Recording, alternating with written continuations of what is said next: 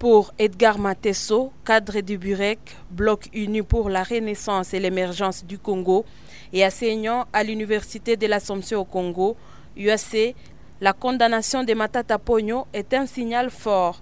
C'est une leçon claire pour tous les hommes politiques qui s'aventurent à voler les biens publics.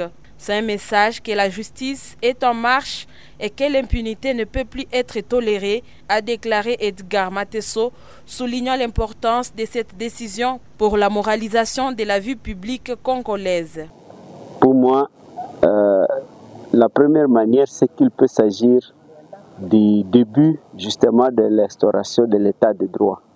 C'est quand même anormal que les gens volent l'argent de l'État, ils vident les trésors publics sans aucune réalisation et on les laisse déambuler.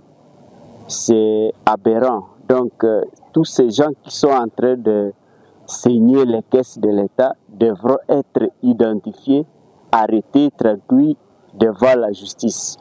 À ce moment-là, nous pourrons dire que l'état de droit est en train d'être restauré et que désormais, ce genre de bêtises pourrait s'arrêter.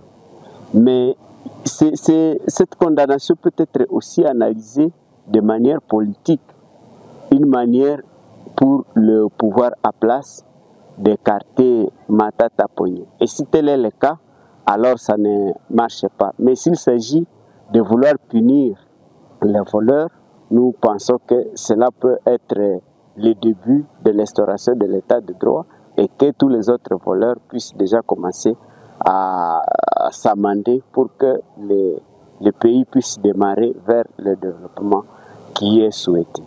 À l'opposé, Matumo Gibson, cadre du parti politique du condamné, le LG, Leadership et Gouvernance pour le Développement, au niveau de Butembo, exprime une indignation face à cette sentence. Il qualifie cette condamnation d'un acharnement politique à l'encontre d'une figure qu'il estime populaire et ambitieuse pour la présidentielle de 2028.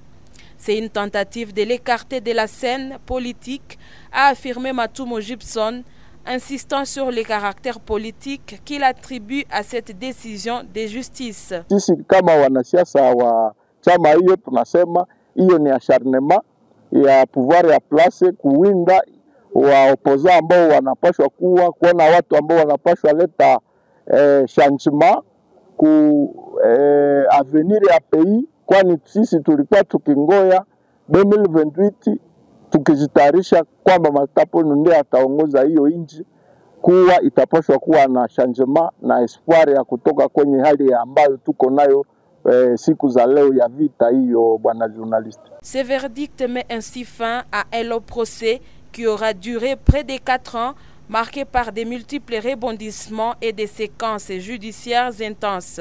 La décision de la Cour a été donnée ce 20 mai et suscite désormais de nombreuses interrogations quant à son impact sur le paysage politique congolais et la course à la présidentielle de 2028.